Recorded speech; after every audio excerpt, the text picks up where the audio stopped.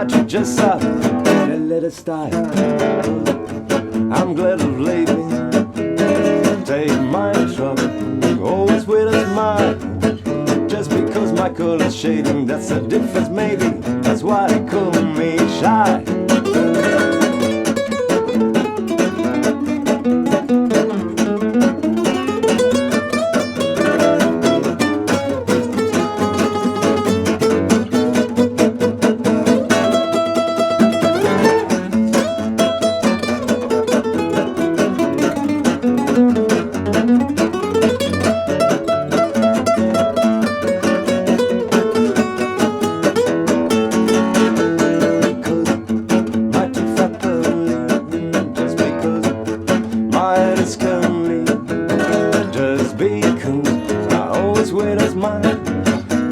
Just up and let it start. I'm glad of living. Take my trouble, always with a smile. Just because my color's shady, that's a difference maybe. That's why they call me shy.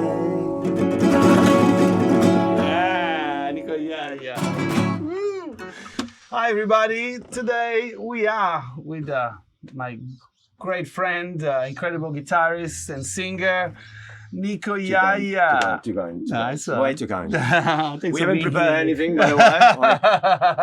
We literally just chose the songs like today. So specifically required exactly to know absolutely anything about it, because at least it makes the show a little bit more interesting. Excellent. And true. Yeah, excellent. Nice.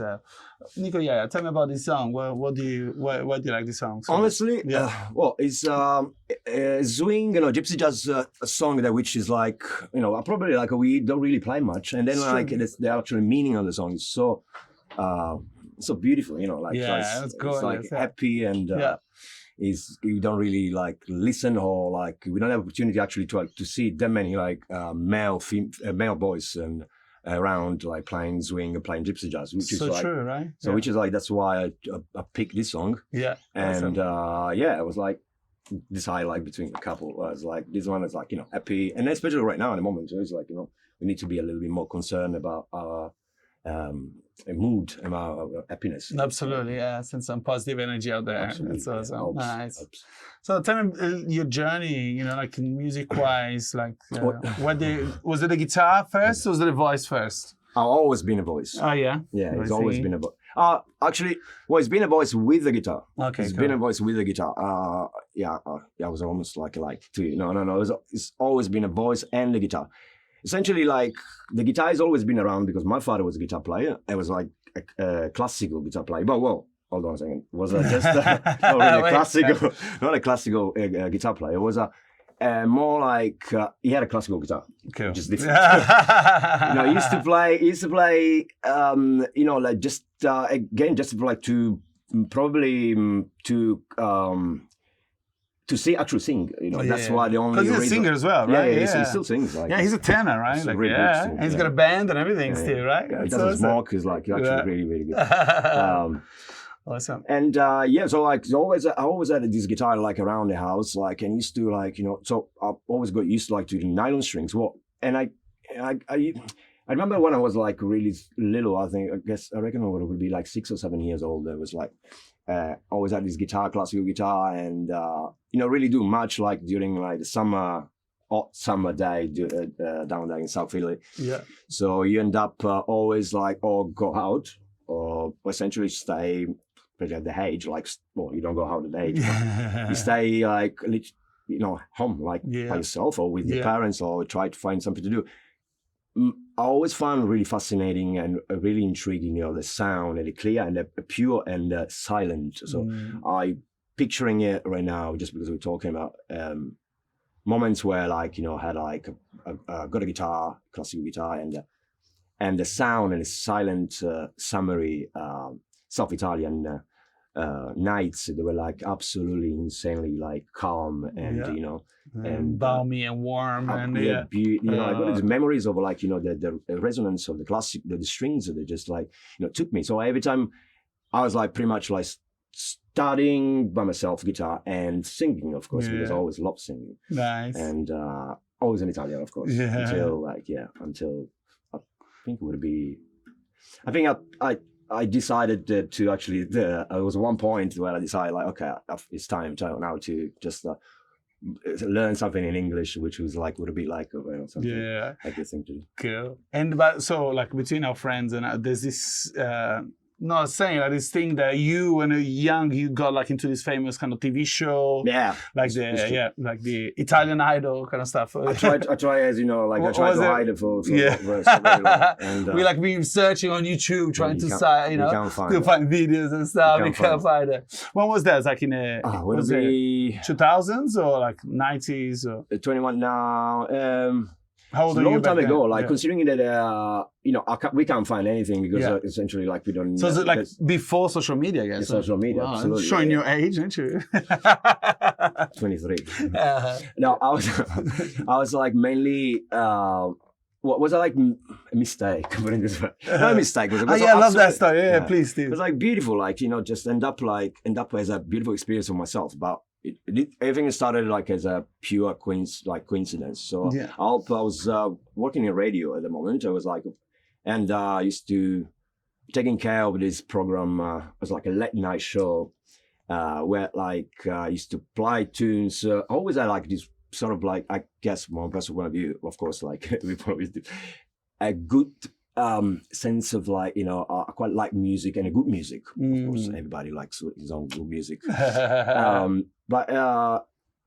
I was taking care of this program and play sometimes like just in a break, guitars and sing a few songs. Yeah. It was beautiful. Nice. And then like I decide with one of my colleagues at the radio, actually my boss, was like, oh, we need to go at what's called Saranno Famosi. It was pretty much fame. Yeah, we'll be from famous. English. It's like the Australian Idol of Italy back then. Yeah, cool. So he wanted to apply for it. Is that right? He went up to Rome. It was I would be like 18, 17, I guess, if I remember. Yeah, if I remember well. Yeah. And well, him and his girlfriend, they went down there in Rome.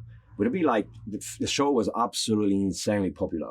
Talk about like I still remember the numbers because like I think it's like 33 million people like just like watching every night. To apply. Oh my god! It was absolutely insanely popular. It was exactly the second year, so it was like big, still big, and still very famous, and then like went down. Well, he went down up to Rome, like he drove. I remember, like I drove to Rome. And with his girlfriend, and applying and as acting, like as actor. Okay. Of course, I couldn't act. So you could. It wasn't just singing and playing. It was like anything. You can be an actor, a dancer. You go like with one apparently one. Where you can pick between like acting. Sort of talent. Yeah, like a talent show. I missed the word there. How you want to call it? How you want to describe it? Singing or acting, or of course, dancing. Yeah. And they both went for acting, and of course, the radio was like closed. It was like summer holiday, something like that. Yeah. It was like, Nico, you wanna come? Look, and I went. Like, and then destiny or whatever happens there. Like, I got signed for to stay in Rome for that extra week and to go through an extra, pretty much like a test, or whatever you want to call it. Yeah. And and I went through the first one, the second one, the third one, and I was calling my parents, like, I got in again. I got in again, like, I have to come back tomorrow. I was like, they, of course, they called back down in Puglia, down south. They were quite upset, of course. Like they, in the end, like they took me and they didn't take them. Okay, your friends. You mean? Yeah, sure. So they picked you, not your friends. Yeah, they got rid of them straight away. Oh no! No, it's like pretty tough. Again, they're terrible actors. 33,000 people, and then to be or not to be. The first, I remember, like it was yesterday. The first. You want to test? Like, no, you want to test? Yeah, the audition. Yeah. First audition was mainly like was 10 seconds, and there was just this guy like. Taking a video of you for like 10 seconds. I was like, start singing, and I realized like no one's listening to me. It's like I was just like camera just to see like and to see probably your face, in the camera, and that's all. Yeah. Done. Like, really? Okay, so you didn't have to sing or play? I sang for like literally 10 seconds. 10 seconds. But then wow. no one actually was listening to me. It was like, just like, all taking in from the cameras. Oh. And they're like, okay, that's enough. I was like, all right, it's not going to go well. And then I ended up waiting like until like a night, and then this whole found out that I was going through. Awesome. So yeah, I stayed there for like a good week. I went through all these different extra auditions, and then like went like for the summer holiday, which is like was sort of like a break for them mainly to actually figure out what's going to happen for the big night. That's how they called it. Like, it was like essentially out of these 33 million people, I was like only I think about 40 like chosen. So like in the finalists. Yeah, so I was like and then I got a phone call after the summer holiday saying like, oh Nico, you went through like you're one of the lucky 40 to have an opportunity to play this live show. It was a live show. Wow. In Cinecittà in Rome. Yeah. And when that, of course, I wasn't really comfortable like I am now. So I was like pretty tough. My parents came with me as well. Yeah, nice. So it was like really good. And then like after the live, been like hanging around there for like a good month or so, like recording and but essentially like that's one is what I was 18. It's been definitely one of the biggest like sort of, and I was very close. And then I was like, I'll tell you some things, and then I'm talking too much. And then I finished that, and it was beautiful because I was quite famous. Yeah, really. People actually could recognize me in the middle of the street. It was like, oh, can you sign me an autograph? Absolutely amazing experience at the moment now. Yeah, and it was beautiful. And then I sort of like I choose, and I wanted to write something because I used to write songs in Italian, and sing a lot, but something in English. Yeah, and that's why my idea and why I picked London. Next adventure, next port. Yeah, cool. Moved to London, and what life gives you is always unpredictability. Yeah, sure. And then I did exactly the opposite. I did the completely, I didn't really follow. Really, and the I music stopped for a little bit. Yeah. Yeah. Wow. Of course, stressful lifestyle, but also like demanding. I guess like you've been in London, you live in London. Absolutely. You need to earn your exactly. your kilo of bread daily. So, exactly. And your pasta, and you That's can't. Right. So I stopped working in bars. And I was really good on it, so I got a little bit caught in a loop. Yeah, awesome.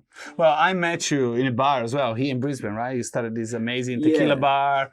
Well, then you started organizing this kind of like gypsy. That's what we started. Gypsy jams and stuff, and I'm so grateful to you in a sense. Like that's where I became to like learn about gypsy jazz and all this kind of music. Like, because before that I was just like, no, like I play Brazilian music, I sing jazz, but I always looked at, the whole gypsy jazz tradition as like, extremely virtuosic and so challenging. I was like, oh my God, no, you have to be born in that culture in order to, even begin to be able to play. But that was such a, beautiful experience I had, so much fun. We learned together, like, at the same time, like, meaning like, all of us, like, because like no one was like an actual genius of the actual style, I guess. Exactly. Like, any experts or anything. Or expert, it was like a gradual and a collective, like, path that we all of us, we choose, we picked it, and we end up like, getting better and better and better. Absolutely, and then you see like, and you start liking it more. Like, of course, you get better, you start liking it more. And it wasn't like a sense of community in a sense. I mean, it wasn't not even like, the music show was amazing and fun, but it was more like the opportunity to hang out and, and drink and spend the night together. And, that was fantastic. It was because even there, I wasn't paying you. So on cash. You were paying drinks, don't worry. You're paying us in, tequila. Hundreds of drinks. Hundreds of liters of tequila. I regret that. You should have paid us cash, honestly, because we were very thirsty back then. I remember. Sometimes I think about, oh my God, like I'll probably have still the bar now. Yeah. They went down our throats. I'm sorry. A lot of drinks are gone. I apologize in the name of all the musicians that came through. It was not just to you. It was like essentially like because I was happy to happy to like give drinks for free, you know, and, you know, absolutely, because I wasn't paying. But, we talk about like, you know, 3 or 4 musicians. So the sense of community, we end up having like 15 musicians, like 15 pieces. Regularly every Sunday. Every Sunday, I was like expecting a free drink. So I was like, what have you done, Nico? I know, right? Great. Yeah, been, but it was beautiful still, like, you know, and I used to get like a couple of cases of beer for you guys. That was awesome. Pretty cool. And I spent a Sunday, and I started from with Danny, like a friend of the commune, like, or a friend like that I know since the UK, since London. We used to work together in the bars. We worked at the bar, in my bar, and on Sundays we didn't really know what to do. Like it was like you know, a slow day, like, and then most of the time, some days always like it's got this feeling of like, you know, a sense of like a little. You don't really want to do much. That's what I'm trying to say. So it's what are we gonna do? Oh, you should bring a guitar next time. So literally we practice. We started everything started like that pretty much. Wow, that's awesome. Playing, and then I think Lolo came on board straight away. Yeah, and, Danny's brother. Danny's brother. And then Roberto, yourself, like Mirsha, and all the crew, and together we'll start like, you know. Create this community. That's so cool. Playing behind a bar, like congas. That's awesome. And like, but now you super got into the guitar, right? Like you've been practicing. Thanks to you, man. A good teacher, like. I'm not a teacher. I love to teach, but like, you know, I just, you know, showed you a couple of things, but it's your own passion, and like you spend hours, like, you know, practicing and getting better. That's all, you know, to you, I think. You know.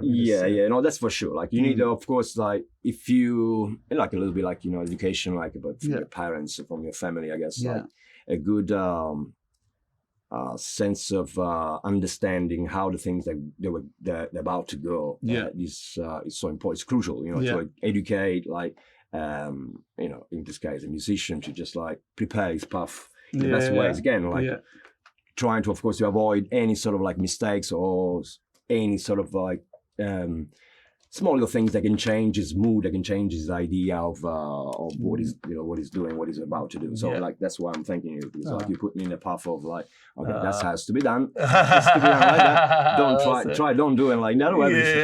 Which is like, you know, and I'll be always thankful for that. Oh, thank you so much. And then of course, as you say, you need to spend a lot more time. Exactly. And that's always, you know, that's what I always thought. Like you can teach someone, okay, that's how you put your fingers, that's how you play, but ultimately you cannot teach someone to then go home, to go to their bedroom and spend, you know, hours and hours, you know, practicing that instrument. You know, that's like something, you know, it's inside you, you know, it's kind of like, you know, almost mystical, you know, about being a musician. It's kind of this magical thing that forces, you know, that chords. I don't know, I gotta just practice and play more. It's so much fun. Yeah. So me and Vraja, the videographer of the show, he came up with this idea. We came up with this idea that we're gonna ask every guest, like, you know, what's the best gig? They look back and think, oh, that was such a great show, and what was like the worst gig, like the craziest, you know, the things just, you know, went wrong, and you know. Can I tell? Oh my! Oh God! Of course I can. Of course I can say the best gig. The worst gig, like I know the worst gig goes straight away. Which is the worst? And it wasn't really like a long time ago. Oh really? Like, a couple of months ago. Was at the Italian place. Which one? Here in Brisbane, and I was playing with you, like that's good. Okay. That one. The one of the birthday one. No, the one of the guy was like telling us. The Pizzica night. Oh my God, the sound of that was terrible. Yeah. I was like, that's definitely the worst gig ever. That can affect so much, right? If you don't have a good sound to yourself and you're playing, you can't hear yourself properly. And the vibe. It was a vibe. Like, what was that? It was like in this massive, huge room, and it was like we were on the top of the stage. There, it was like a raised stage. It was like so much room. So the place was like how it was set up was already weird. It was like very like intimidating, almost like. And then like there's this massive, huge dance floor. Yeah. Empty because like, there were tables all the way around, like people were eating. Right? So it was like in the middle of like a restaurant bar, like dance floor, where it's like, okay, people are gonna eat. The people danced at the end though. I remember they started dancing. At the end after. But at the beginning it was like kind of challenging. I remember I was really struggled just in terms of sound, you know. Just sounds was horrible. It was just horrible. The fallbacks weren't working. It's like this big, huge space, so crystal there, kind of reverb sound. You sing over here and you hear a voice over there. It's just like, it's a struggle. I think it's all the entire experience of that gig was like pretty very tough. Yeah, the in and out, like at the end of it, like the organization, the organization, they misspelled my name twice by friends. Yeah, that's right. Because then they wrote us a good review. Like, okay, we went out on the newspaper and everything. Just got your name wrong. With the wrong name, twice. I mean, they put my name wrong as well, right? Like Eddie Gazani. Yeah, it was Eddie Gazani. I was like, oh, fuck it, yeah. I'm used to it. You might want to like, hey guys, do your research, journalists. That's the thing. I never even thought about it. It's like, okay, these guys are beautiful. They're fantastic. At the point, I need to research their name. So definitely the worst gig. Yeah. And what's the best gig? Best what's gig. The Oh, great so gig many best gigs. Oh my god. One, you're like, Can we have a break and then I'll think about it? Best. Would it be one? I quite enjoyed the entire day. It was like a gig. It was like exactly 18 gigs. The entire day, the festival there. The crazy beer festival we did. Yeah, that was pretty cool. The entire day was beautiful. No, but I guess like as a gig, as an experience that you look back and go, wow, that was really special. Beautiful. Yeah, did you like that? Yeah, absolutely. It was fun. Yeah, it was really fun. That was I'll tell you the story because you guys need to know. Oh God! Shame on me. I misread the contract. I'm sorry. I definitely misread the contract. We found out this one now. But I'll tell you so what happens pretty much, we got this gig book. Festival. Like lots of money, festival. And it was supposed to be like, okay, guys, like it's 3 sets or 6 sets. It was supposed to be like six sets of half an hour. And I say, oh, guys, I know, like, it's a lot, but throughout the day. So we had lots of breaks in between. I thought, okay, well, but they're paying us a lot of money, so it's going to be okay. Anyway, you arrived there. But the way that they put in the contracts, like there was a block of hours here and a block of hours here. Also, those hours here were like the break hours. But no, they want us to play how many? It was like 6 times 3 or 4. Yeah, it was like 12 sets or 18 sets a day. And we were like, holy shit. You should see like Roberto, our friend, the face. It was like 18 sets. That's okay, yeah. That's okay. Getting suddenly pale in your face. It was like, oh my God. 18 sets. Oh, it was intense, yeah. But yeah, we had fun. It was beautiful. But we had so much fun, Like, people were really lovely, and that was great. Individual gig, and as an individual gig, I guess one of the Dupop gigs. Yeah, that was cool. There's Dupop plays a jazz bar.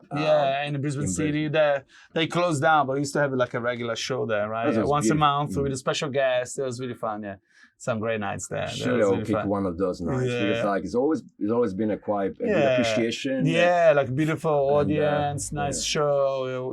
Dressed up well rehearsed. Yeah, it was great. Yeah, what else? Yeah. Cool. What about back in Italy? Like when you do those TV shows, were they too intense? So like, because you're like literally playing in front of millions of people, right, on TV and stuff. Yeah, it was pretty full on. I was by myself, and I don't know what I always ate. Like what I didn't really like. That was like different from all the other guys because I was the one of the few actually taking like and bringing a guitar with me. Yeah, okay. So I had my father's classical guitar with me all the time because like I wasn't ready, I wasn't prepared, like pretty much like now, like, I don't like to prepare things. I don't like to realize that. But no, it's I didn't really want the assignment or the request or like what they wanted to was I wanted us like of course to get ready with backing tracks or you have to play live. You have to play yourself. So they didn't have a band that would back no. That was like in the studios or we didn't have any band. So of course like backing track, no, of course forget about it. Like, and then because like I never was like, I like my voice, but didn't really don't have like that. I'm not a singer, like essentially like as extension, voice extension as a like tone, like I'm not. I disagree. Let's agree to disagree. But I think you got a beautiful voice. You got amazing, kind of bass tones. I would agree on that, but like I'm not really like I'm looking after like. Sure. In that sort of sense, like you can see like you can see what that. I look after my voice so well. But you're starting, which is like you're being looked after. Sure. I had my training, and sure. I didn't. I always refused. You never trained, right? You never had any teachers, teacher. You had a singing teacher. For now and then, like I decided. Really? Just when I finished the show back in Ely, and I decided like, it's not for me. I'm not really. Yeah, well, went through like a diaphragm, like all the breathing exercise and stuff. Yeah, it's very demanding, right? Like if like singers have this kind of not fame, like people say, oh, singers are a bit like in a musical world, like musicians, like oh, singers are always a bit demanding, they're just a little bit crazy. It's because your voice is your instrument, and if you're a little bit cold, your voice gotta go like this, or if you any hormonal change in your body can change, the quality of your voice. Yeah, so I couldn't deal with that. It's full on. Yeah, it took me a while. Like it took me years to accept. Okay, I want to be a singer. I'm gonna be a singer. Especially because of that. Like when I was touring and stuff, I was always like, I love to party too much. You know what I mean? I love to go out a night after gig, and enjoy. You can't have 2 bottles of wine. It's like, come on, cigarette. Yeah, exactly. Yeah, I can't smoke. I can't milk drink. and honey all the time. Yeah, it's like, boring. Yeah, it's like you get used to milk and honey, a little shot of vodka. No, that's but the reason, like essentially, because like I can't look after myself. Your voice well, yeah. But I still love your voice, and I think you're an amazing singer. Yeah. Oh yeah, thank you so much. Anyway, thank you so much for being here, Nico Iaia. We're done. Nonna. Thank you so much. No, let's play another song. Yeah. Shall we play Via con me? Yeah. In Italian, so we swap a little bit from English to Italian. So let's do it.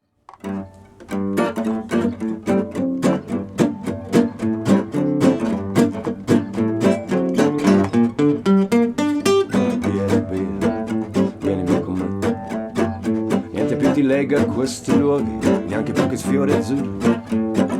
Via, via, neanche questo tempo grigio, pieno di musica, uomini che son piaciuti. It's wonderful, it's wonderful, it's wonderful. Good luck, my baby, it's wonderful, it's wonderful, it's wonderful. I dream of you with gypsy, gypsy. Doobie doobie doobie doobie ba.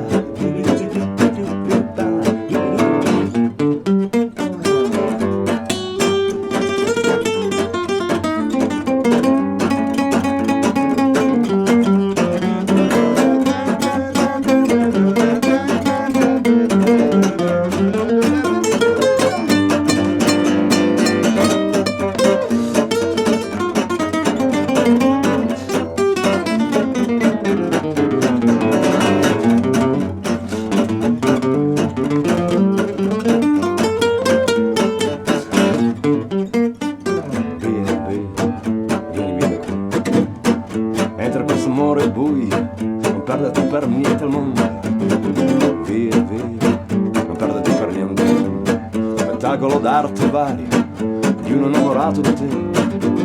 It's wonderful, it's wonderful, it's wonderful. Good look, my baby, it's wonderful, it's wonderful, it's wonderful. I dream of you and chips.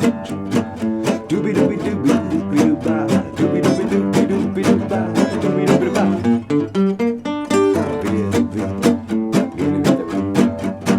Entra questo amore poi pieno di uomini.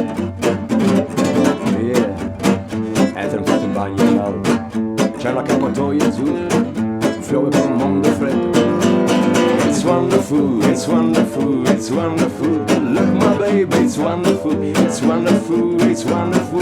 I dream of you and chips. Doobie doobie doobie doobie ba, doobie doobie doobie doobie ba, ciao. Thank you so much.